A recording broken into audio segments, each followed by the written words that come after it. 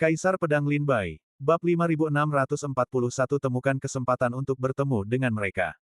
Temukan kesempatan untuk bertemu putra-putra suci dari tiga keluarga besar ini. Lin Bai memutuskan dia tidak bisa lagi hanya duduk dan menunggu kematian, dia harus mengambil inisiatif. Pangeran ketiga jelas tahu pentingnya anak Anumerta ini, dia akan menjadi pisau tajam yang diarahkan ke jantung Pangeran Chen pada saat yang krusial. Tetapi yang terpenting, Pangeran ketiga harus memanfaatkannya dengan baik. Oleh karena itu, Pangeran ketiga saat ini menyembunyikan anak Anumerta ini, dan dia pasti tidak akan meninggalkan petunjuk atau bukti yang memberatkan bagi Lin Bai dan Pangeran Chen untuk dieksploitasi. Baik pengadilan peninjauan yudisial maupun dunia bawah tidak dapat menemukan keberadaan anak Anumerta ini, dan Lin Bai tidak dapat lagi mengandalkan Qiao Mo dan Qin Yao untuk menyelidiki. Dia harus mengambil inisiatif. Karena dia tidak dapat menemukan petunjuk apapun, dia akan memaksa mereka untuk mengungkapkannya. Bagaimanapun, Lin Bai telah menentukan bahwa anak Anumerta ini berada di salah satu dari 4 tempat, keluarga Sun, keluarga Li, keluarga Zhao, atau keluarga kerajaan. Dia bisa menyingkirkan mereka satu per satu. Mari kita temukan anak yang meninggal ini dulu, dan singkirkan pedang yang tergantung di lehernya. Baru setelah itu aku akan punya waktu untuk pergi ke kota keberuntungan Phoenix dan mencari tetua Wuchuan. Ekspresi Lin Bai sedikit gelap saat dia secara bertahap memperjelas rencana selanjutnya. Seseorang harus melakukan sesuatu selangkah demi selangkah. Menemukan anak yang meninggal dan menyelidiki kematian pangeran pertama dan kedua adalah hal yang tidak bisa dilakukan Lin Bai secara bersamaan. Jadi, dia harus melanjutkan langkah demi langkah. Pertama, dia perlu menemukan anak yang meninggal, menghilangkan kekhawatiran Pangeran Chen, dan menyingkirkan pedang yang tergantung di lehernya. Kemudian, dia akan mencari kesempatan untuk meninggalkan ibu kota dan pergi ke kota keberuntungan Phoenix untuk menemui tetua Wuchuan, yang diminta Ren Xin untuk dia temukan sebelum kematiannya. Pada saat ini, Lin Bai tidak menyadari bahwa utusan rahasia Kaisar Chu telah pergi ke kota keberuntungan Phoenix, dan tetua Wuchuan akan segera kembali ke ibu kota. Mungkin, Kaisar Chu menduga bahwa Lin Bai tidak akan punya waktu untuk fokus pada pekerjaannya di ibu kota, jadi dia meminta tetua Wuchuan datang ke ibu kota atas inisiatifnya sendiri. Untuk menemukan anak Anumerta, Lin Bai masih merasa harus memulai dengan putra-putra suci dari tiga keluarga besar. Tiga putra suci dari keluarga Zhao, Li, dan Sun adalah anggota inti dari keluarga masing-masing. Jika pangeran ketiga menyembunyikan anak Anumertanya di antara mereka, mereka pasti mengetahui beberapa petunjuk. Jika Lin Bai dapat menemukan terobosan dengan melewati ketiga putra suci ini, dia dapat mengikuti petunjuk itu untuk menemukan anak Anumerta. Kuncinya sekarang adalah, aku butuh kesempatan untuk mendekati ketiga putra suci ini. Kata Lin Bai dengan suara rendah, matanya berbinar. Hanya dengan begitu aku bisa membuat mereka mengungkapkan informasinya. Apa yang telah dilakukan ketiga putra suci, Li Mo, Zhao Xiantu, dan Sun Miao, akhir-akhir ini. Lin Bai bertanya kepada Qiao Mo dan Qin Yao. Qin Yao berkata, selama waktu ini di divisi Zhaoxing, kami memang mendengar kabar tentang ketiga putra suci ini. Dengan semakin dekatnya hari ulang tahun Kaisar Chu, tampaknya kelima keluarga dan 7 sekte Chu semuanya merasakan krisis, sehingga mereka semua memerintahkan putra suci mereka untuk mulai menembus ke alam buah Dao Tai satu demi satu. Dari 5 keluarga besar di ibu kota, selain putra suci Qian Hen yang sedang pergi untuk urusan bisnis. Dan belum kembali, putra suci dari 4 keluarga lainnya semuanya sedang mengasingkan diri dan meningkatkan kultivasi mereka. Chen Yule, putra suci dari keluarga Chen, adalah yang pertama menembus. 2 atau 3 hari sebelum kita tiba di ibu kota, dia telah berhasil menembus ke alam buah Dao Tai dan keluar dari pengasingan. 2 hari yang lalu, Zhao Xiantu, putra suci dari keluarga Zhao, juga berhasil menembus dan keluar dari pengasingan. Namun, putra suci dari keluarga Li dan keluarga Sun masih belum keluar dari pengasingan. Bukan hanya putra suci dari 5 keluarga besar di ibu kota yang sedang mengasingkan diri dan mulai menembus alam spiritual, putra suci dari 7 sekte besar juga telah memulai terobosan pengasingan mereka. Diperkirakan dalam 2 atau 3 bulan ke depan, kecuali ada keadaan yang tidak terduga, putra-putra suci dari 5 keluarga dan 7 sekte akan secara berturut-turut menembus ke alam buah Dao Tai. Sebagai sekte-sekte teratas di kerajaan Chu, divisi Zhaoxing tentu saja memberikan perhatian khusus kepada tokoh-tokoh berpengaruh di dalam dan di luar sekte mereka. Bagi para praktisi bela diri lainnya, menembus ke alam buah Dao Tai sangatlah sulit.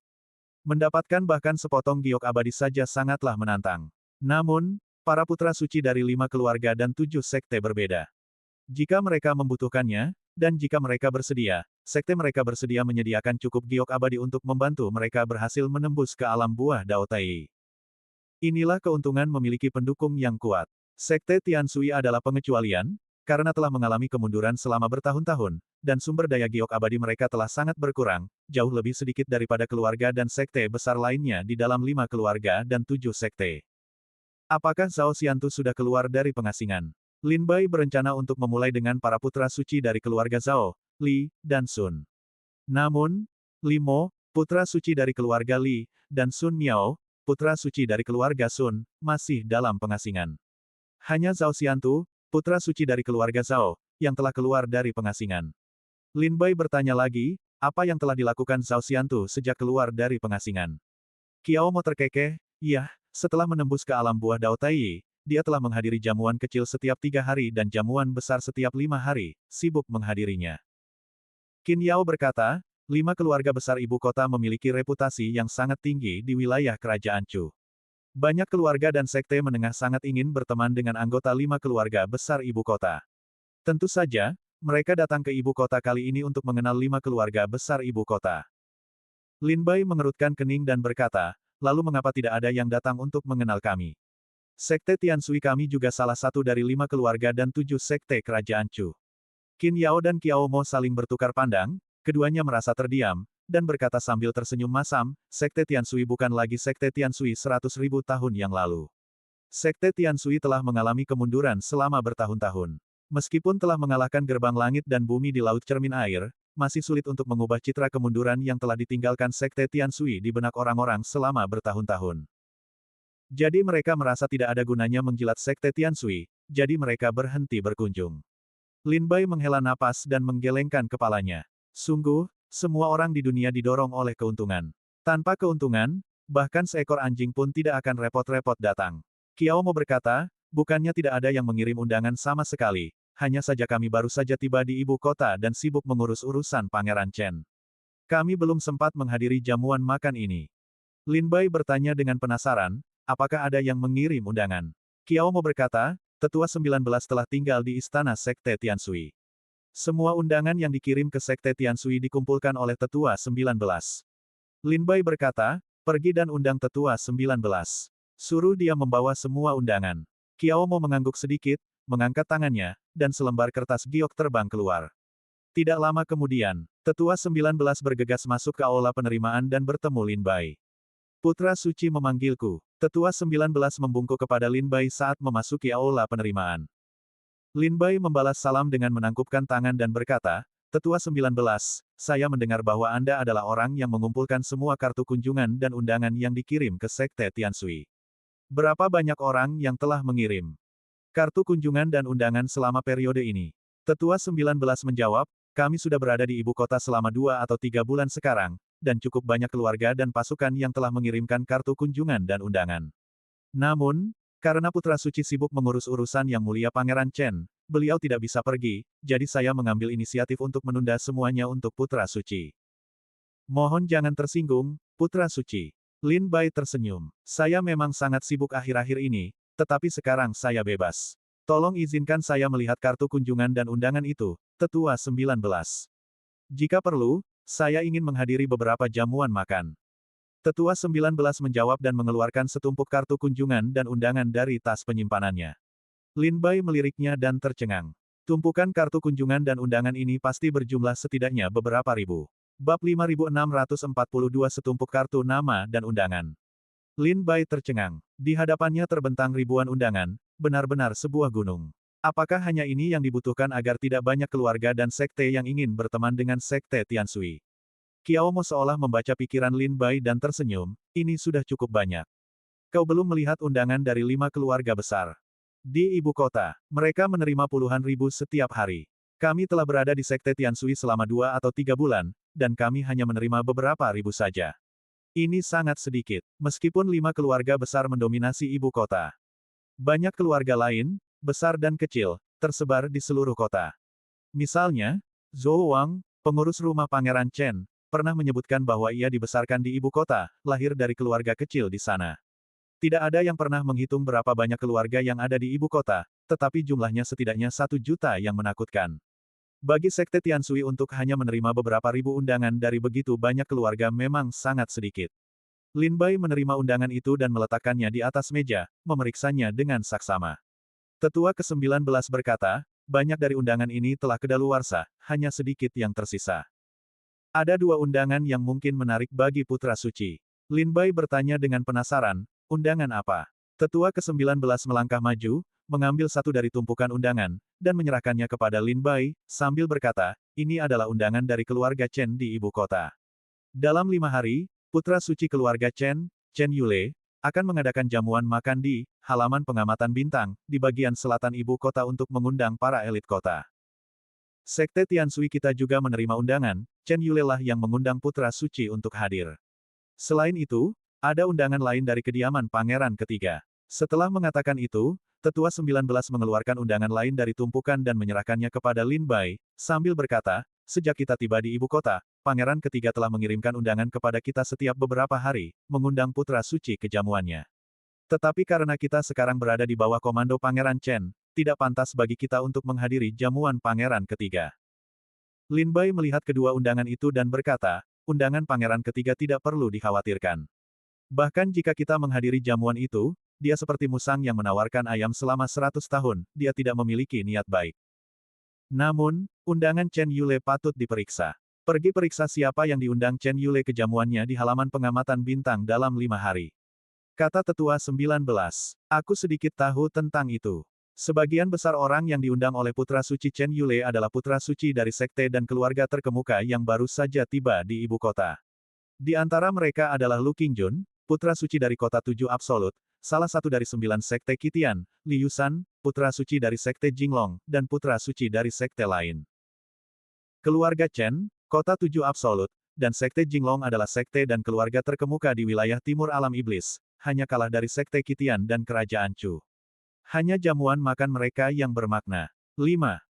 Keluarga besar di ibu kota juga berharap dapat memanfaatkan kesempatan ini untuk rang para jenius mereka mengenal lebih banyak jenius dari luar kerajaan Chu. Lin Bai akhirnya mengerti. Dunia seni bela diri bukan hanya tentang bertarung dan membunuh, ini tentang hubungan antar manusia. Sekarang, putra-putra suci dari 5 keluarga dan 7 sekte di ibu kota mengadakan jamuan kecil setiap 3 hari dan jamuan besar setiap 5 hari untuk berbagai jenius yang telah datang ke ibu kota. Lebih banyak teman, lebih banyak jalan. Jika kita meninggalkan kerajaan Chu, kita akan membutuhkan bantuan mereka. Lin Bai bertanya sambil tersenyum, bukankah Chen Yule mengundang Zhao Xiantu? Kudengar Zhao Xiantu baru saja mencapai alam buah Dao Tai dan keluar dari pengasingan. Tetua ke-19 berkata, tidak. 5 keluarga besar di ibu kota tampak bersahabat di permukaan, tetapi hubungan mereka sebenarnya mirip dengan hubungan antara sekte Tiansui kita dan gerbang langit dan bumi, mereka semua ingin saling membunuh. Bagaimana mungkin Chen Yule mengundang Zhao Xiantu ke jamuannya? Lagi pula, Zhao Xiantu saat ini sibuk menjamu para jenius lainnya dan terlalu sibuk untuk hadir. Lin Bai mengangguk sedikit, mengembalikan semua undangan lainnya kepada tetua ke-19, hanya menyimpan undangan Chen Yule. Kiao mau bertanya, kakak senior Putra Suci, apakah Anda berniat menghadiri jamuan Chen Yule? Lin Bai berkata, penyelidikan terhadap anak Anu Merta telah terhenti. Saya perlu menemukan cara untuk memecahkan kebuntuan. Kita tidak familiar dengan ibu kota, jika Chen Yule bersedia menawarkan solusi, itu mungkin membantu kita mencapai hasil 2 kali lipat dengan setengah usaha. Lagi pula, keluarga Chen adalah kekuatan lokal di ibu kota, metode mereka tentu lebih banyak daripada kita. Aku akan pergi ke jamuan makan Chen Yule dan melihat apakah dia bisa membantuku. Pada saat ini, Lin Bai mengalami sendiri arti dari, memiliki lebih banyak teman berarti memiliki lebih banyak jalan. Petik 2. Meskipun hubungan Chen Yule dan Lin Bai tidak dalam, hubungan itu juga tidak dangkal. Keduanya adalah jenius yang tak tertandingi dalam seni pedang, keduanya seperti musuh dan teman, saingan dan orang kepercayaan. Jika Lin Bai meminta solusi kepada Chen Yule pasti tidak akan menolak.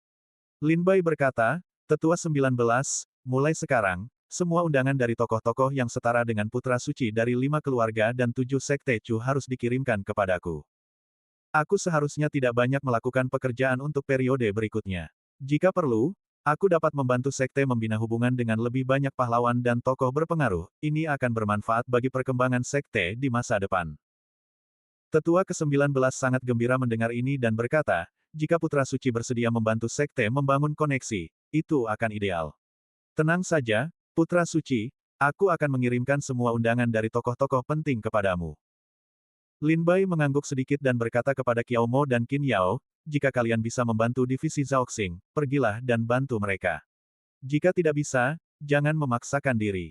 Tujuan utama kita adalah menemukan anak anu merta itu. Jika kalian punya waktu, pergilah dan jelajahi ibu kota, kalian mungkin menemukan sesuatu yang tak terduga. Qiao Mo dan Qin Yao mengangguk setuju. Lin Bai berkata, pergilah dan bersiaplah. Kita akan menghadiri jamuan makan Chen Yule bersama dalam 5 hari. Setelah pertemuan, Lin Bai kembali ke kediamannya. Dia melihat Gagak bertengger di dahan di halaman, matanya menatap lesu ke 4 sudut atap, tampak seperti burung dalam sangkar, sangat sedih. Lin Bai tersenyum getir, sepertinya Gagak telah mencapai titik puncaknya karena terkurung di halaman. Sejak tiba di ibu kota, Lin Bai khawatir Gagak akan menimbulkan masalah, jadi dia mengurungnya di istana Sekte Tianshui, tidak mengizinkannya pergi tanpa perintahnya. Bertahun-tahun yang lalu, Gagak berulang kali mencuri dari perbendaharaan 5 keluarga besar, 7 sekte, dan keluarga kekaisaran di ibu kota, menyebabkan kegemparan besar. Kaisar Chu sendiri telah memerintahkan penangkapan pencuri ibu kota ini. Lin Bai sangat ketakutan, itulah sebabnya dia buru-buru meninggalkan ibu kota bersama Gagak dan bergabung dengan Sekte Tianshui. Kali ini, setelah kembali ke ibu kota, Lin Bai juga khawatir divisi Zhaoxing akan mengetahui bahwa Gagak adalah pencuri ibu kota, yang terkenal merampok ibu kota bertahun-tahun yang lalu, jadi dia mengurungnya di istana, tidak mengizinkannya pergi tanpa izin. Pada saat ini, melihat ekspresi Gagak yang sangat sedih, Lin Bai tidak bisa menahan tawa. Ekspresi seperti itu pada seekor burung benar-benar lucu. Bab 5643 Kesepakatan dengan burung Gagak. Gagak itu bertengger di ujung ranting, tampak seperti burung dalam sangkar, menatap ke 4 sudut atap. Lin Bai menutup mulutnya dan tersenyum. Dia tahu Gagak secara alami aktif, tetapi sejak tiba di ibu kota, dia telah mengurungnya di halaman kecil ini, merampas kebebasannya. Itulah mengapa Gagak itu tampak begitu tak bernyawa. Gagak, Lin Bai memanggil Gagak itu sambil berjalan ke pohon. Gagak itu mendengar suara itu tetapi mengabaikan Lin Bai, meliriknya dengan jijik, apakah kau pikir aku akan mengakuimu? Melihat pendekar bela diri itu mengabaikannya, Lin Bai tersenyum tipis dan berkata, mau keluar dan bermain.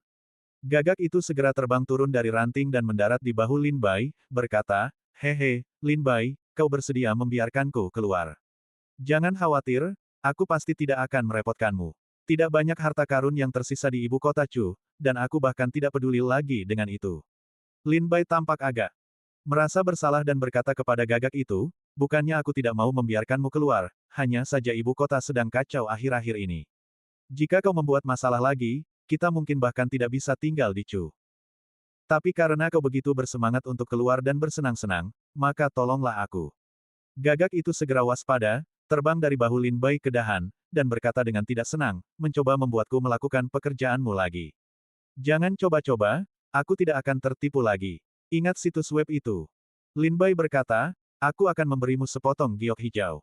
Mata Gagak itu berbinar, dan ia terbang turun dari dahan lagi, sambil tersenyum, hehe, Tuan Lin Bai, ada apa? Katakan saja padaku, berikan aku sepotong giok hijau itu dulu. Lin Bai tersenyum masam, Gagak ini benar-benar tidak akan bertindak tanpa kepastian. Tapi meskipun aku ingin memberimu sepotong giok hijau itu, aku tidak bisa melakukannya. Begitu pecahan giok hijau itu masuk ke tubuhku, aku sama sekali tidak bisa mengendalikannya, apalagi membuatnya meninggalkan tubuhku. Lin Bai merentangkan tangannya, berkata tanpa daya kepada Gagak itu. Gagak itu memandang Lin Bai dengan aneh, bertengger di bahunya, tenggelam dalam pikirannya. Setelah pecahan giok itu masuk ke tubuh Lin Bai, mereka menghilang tanpa jejak. Hanya pada waktu-waktu tertentu Lin Bai dapat merasakan keberadaan mereka. Namun, dia tidak bisa mengendalikan mereka, juga tidak bisa membuat mereka meninggalkan tubuhnya. Hanya ada satu cara untuk mendapatkan pecahan giok itu. Membunuh Lin Bai. Hanya setelah Lin Bai mati barulah pecahan giok ini akan meninggalkan tubuhnya untuk mencari tempat perlindungan lain.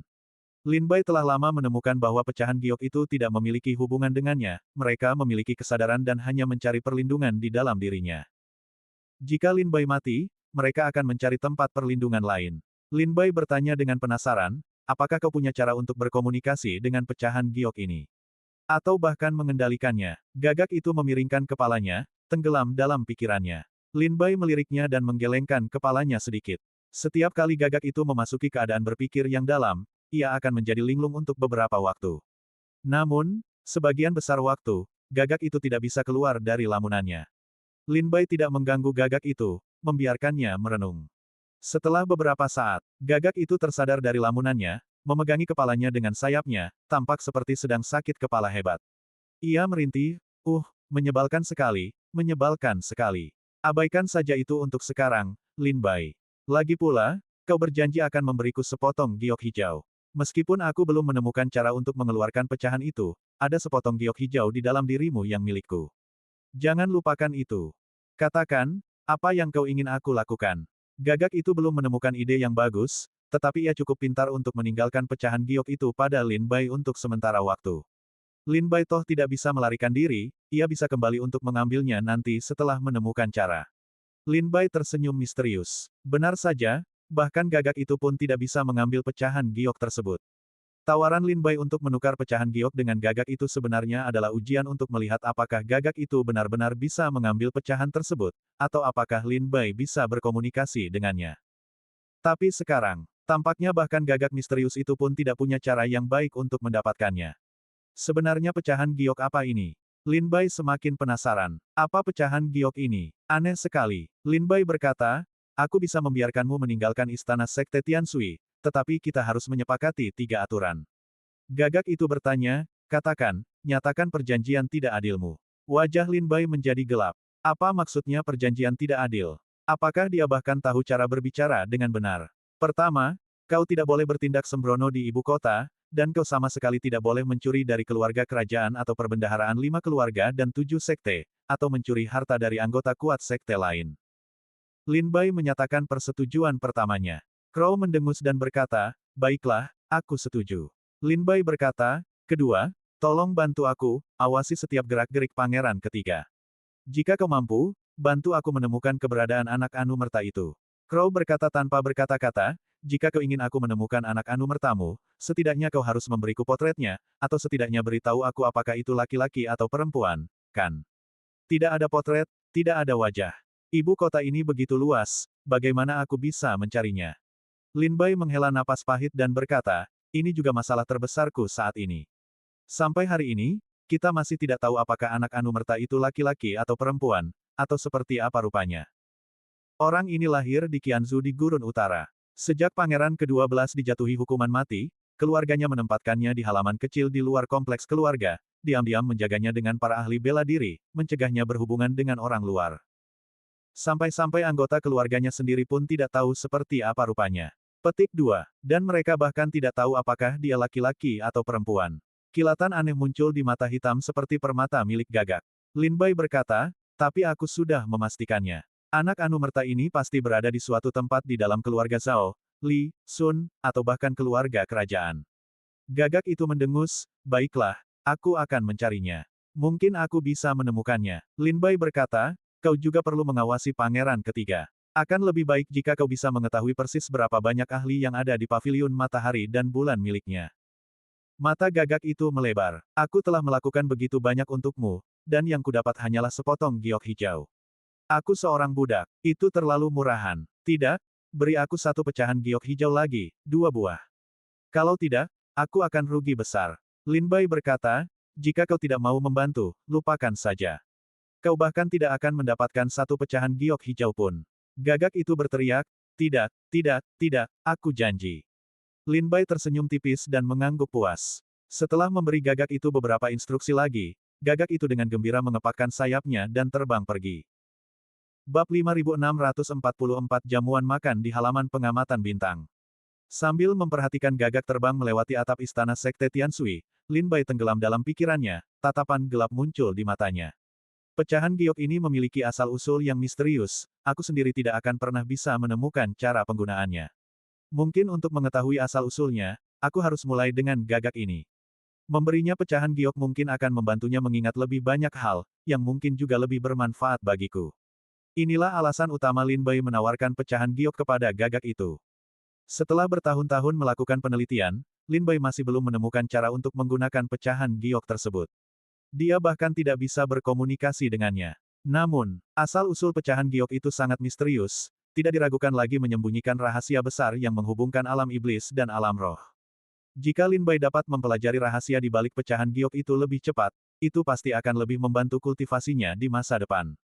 Setelah banyak berpikir, Lin Bai menyimpulkan bahwa saat ini ada dua cara terbaik untuk memahami pecahan giok tersebut. Pertama, setelah tingkat kultivasi Lin Bai mencukupi, dia harus pergi ke alam roh untuk menemukan gurunya, Ling Tianzi. Ling Tianzi pergi ke benua Savage kuno dari alam roh untuk mencari pecahan giok hijau, jadi dia pasti tahu sesuatu tentangnya. Kedua, dia harus mulai dengan gagak itu. Setelah bertahun-tahun berinteraksi dengan gagak itu, Lin Bai tahu asal-usulnya sangat misterius. Bahkan tampaknya ada hubungannya dengan Xiao Changsheng, orang terkuat di kerajaan Chu saat ini. Tampaknya Xiao Changsheng menerima bimbingan dari gagak itu di masa kecilnya. Sayangnya, ingatan gagak itu tampaknya tidak lengkap. Ia tampaknya menikmati keadaan riangnya saat ini dan tidak mau mencari ingatannya. Hanya di bawah rangsangan tertentu gagak itu akan mengingat sedikit sesuatu. Lin Bai ingin menggunakan pecahan giok hijau untuk merangsang gagak itu, mungkin membuatnya mengingat apa sebenarnya pecahan giok hijau itu. Baiklah, aku akan menggunakan pecahan giok hijau untuk memancing gagak itu dan membuatnya pergi mencari anakku yang telah meninggal. Aku akan menghadiri jamuan makan Chen Yule dan melihat apakah aku bisa mendapatkan bantuannya. Pendekatan dua arah. Entah gagak menemukan anak Anumerta terlebih dahulu, atau aku membuka mulut putra-putra suci dari tiga keluarga besar, kita bisa menemukan anak itu dengan cara apapun. Ini seharusnya metode terbaik. Lin Bai menarik napas dalam-dalam, masuk ke dalam, dan mulai berkultivasi dengan duduk bersila. Waktu berlalu begitu cepat. Dalam sekejap mata, 5 hari telah berlalu. Hari ini adalah hari Chen Yule mengadakan jamuan makan di halaman pengamatan bintang. Saat senja, Lin Bai, bersama Qiao Mo, Qin Yao, Fang Yuansu, dan Ye Guyu, meninggalkan istana Sekte Tianshui. Sambil memegang undangan mereka menuju ke halaman pengamatan bintang. Saat mereka tiba di halaman pengamatan bintang, malam telah tiba, dan ibu kota dipenuhi cahaya, menerangi kota yang luas. Di halaman pengamatan bintang, mereka berempat turun dari kereta dan tiba di pintu masuk. Dua pendekar bela diri berdiri di luar pintu.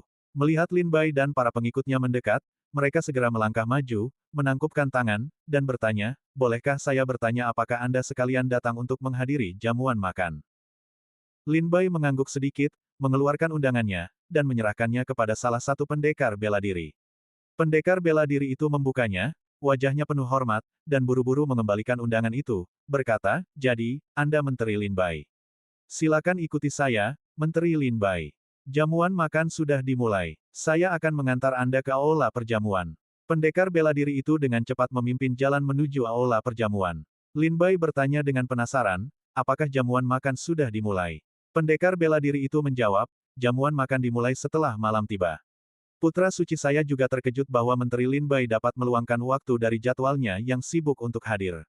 Jika beliau tahu Menteri Lin Bai akan datang, beliau akan menunggu kedatangannya sebelum memulai jamuan makan. Gambar, Lin Bai tersenyum dan berkata, tidak apa-apa, aku hanya bosan akhir-akhir ini dan kebetulan menerima undangan kakak Chen, jadi aku datang untuk melihat-lihat. Memasuki halaman pengamatan bintang, pendekar bela diri itu memimpin Lin Bai melewati koridor dan bangunan. Setelah berjalan melalui beberapa koridor, suara musik perlahan-lahan sampai ke telinga mereka. Dari paviliun yang jauh, suara alat musik gesek dan tiup memenuhi udara. Pendekar bela diri itu memimpin Lin Bai dan yang lainnya ke paviliun, langsung menuju lantai 2. Lantai 2 itu luas, dengan puluhan meja kecil yang tertata, di sekelilingnya duduk puluhan pendekar bela diri. Sebagian besar dari mereka berada di alam buah Dao Tai. Tepat ketika mereka sampai di atas, Lin Bai memperhatikan Chen Yule dan Chen Yun, duduk di kursi utama, keduanya dengan ekspresi muram yang tidak biasa, tampaknya sedang dalam suasana hati yang buruk.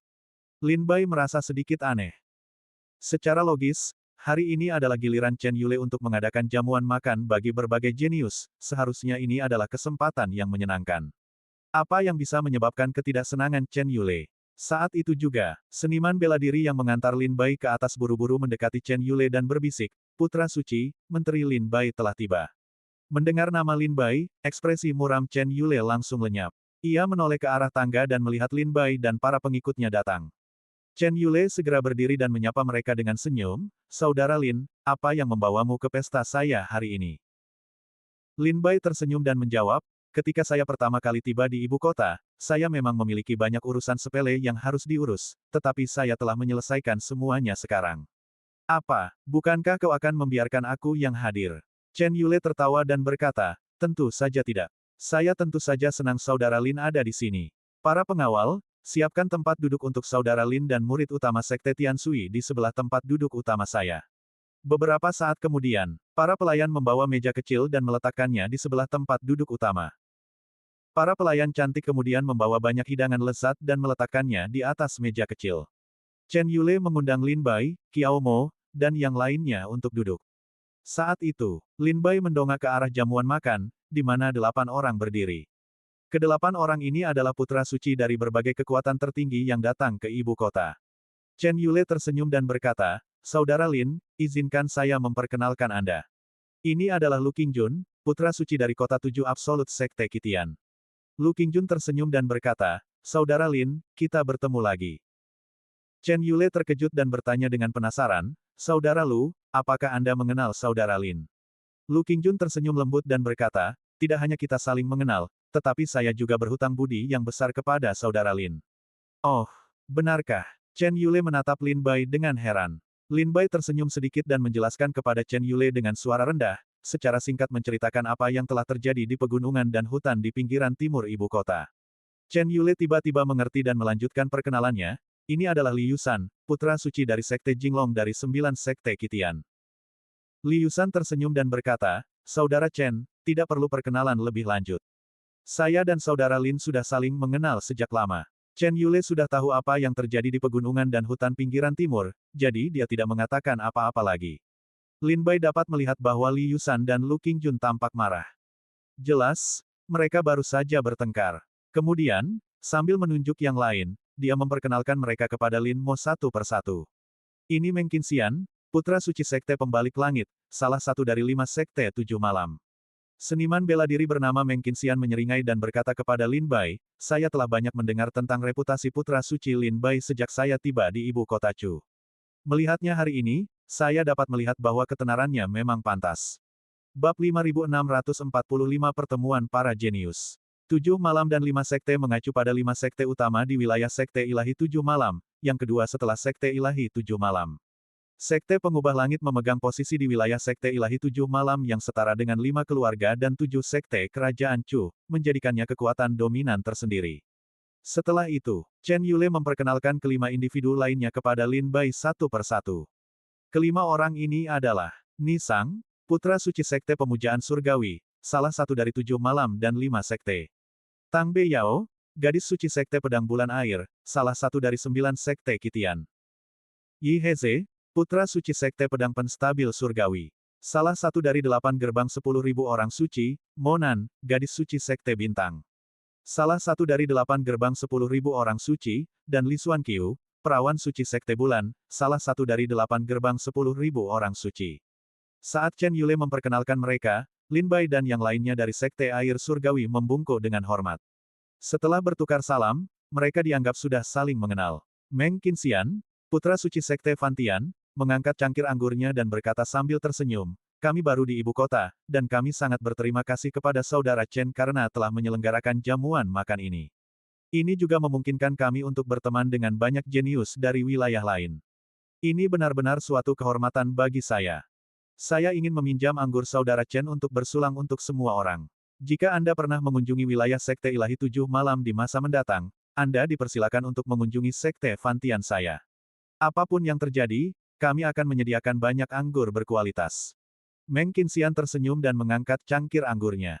Lin Bai dan Chen Yule juga hendak mengangkat cangkir mereka untuk minum bersama Meng Qinxian. Tanpa diduga, pada saat ini, Ni Sang, putra suci Sekte Baitian, salah satu dari 5 sekte utama di wilayah Sekte Ilahi 7 Malam, tertawa sinis, apakah ada yang berani minum anggur Sekte Fantianmu? Bahkan Raja Neraka pun akan menggelengkan kepalanya. Kata-kata Ni Sang yang tiba-tiba itu membuat putra suci lainnya di perjamuan terdiam. Lin Bai menatap Chen Yule dengan bingung, tidak mengerti maksudnya. Chen Yule menggelengkan kepalanya dengan senyum masam, tampak tak berdaya. Meng Qinxian, yang tiba-tiba disela oleh Ni Sang, juga menunjukkan ketidaksenangannya, mendengus dingin, Ni Sang, apa maksudmu? Ni Sang mencemooh, apakah kau tidak tahu maksudku? Di seluruh wilayah Sekte Ilahi 7 Malam, siapa yang tidak tahu bahwa Sekte Pembalik Surgamu suka anggur beracun? Meng Qinxian meraung, tiba-tiba meremas cangkir anggur di tangannya, menunjuk ke arah Ni Sang dan berteriak, Ni Sang, aku hanya bersedia berdebat denganmu demi kakak Chen Yule, tapi jangan coba-coba, berulang kali menghina sekteku.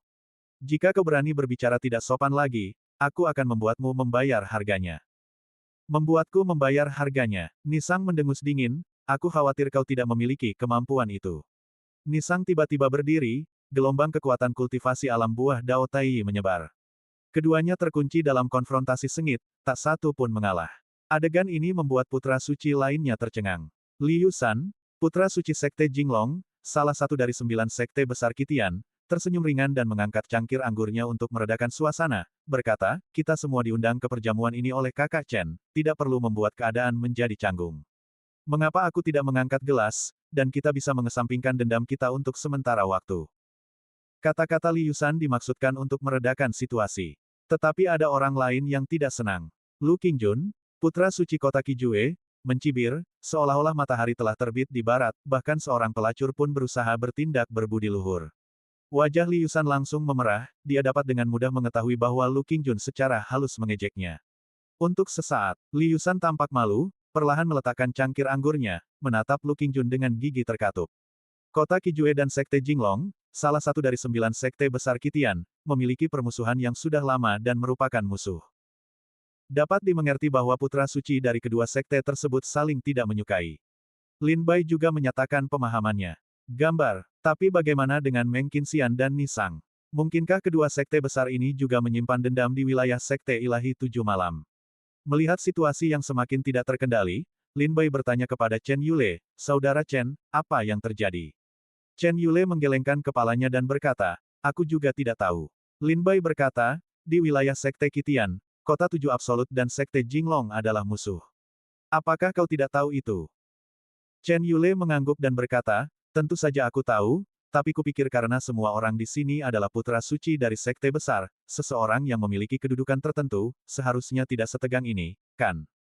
Lihatlah wilayah kerajaan Chu kami.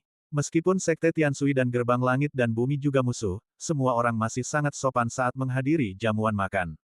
Lin Bai terdiam dan berkata, itu karena sekte Tiansui lemah dan belum memiliki putra suci, jadi mereka sangat sopan saat menghadiri jamuan makan. Chen Yule sedikit mengerutkan kening, mengusap dahinya, dan tampak patah hati dan tak berdaya. Ia merenung sejenak. Chen Yule bertanya kepada Lin Bai, apa yang harus kita lakukan sekarang? Beri aku beberapa nasihat. Lin Bai tersenyum kecut, aku datang ke sini hari ini berharap kau bisa memberiku beberapa nasihat. Chen Yule mengerutkan kening dan berkata, Saudara Lin, kau mengalami masalah di ibu kota. Ceritakan padaku, dan lihat apakah aku bisa membantu. Lin Bai berkata, terlalu banyak orang di sini, ini bukan tempat yang tepat untuk membahas ini secara detail. Chen Yule berkata, kalau begitu, Saudara Lin, tolong bantu aku menyelesaikan masalahku yang mendesak dulu. Setelah jamuan makan, aku akan membantumu menyelesaikan masalahmu yang lain.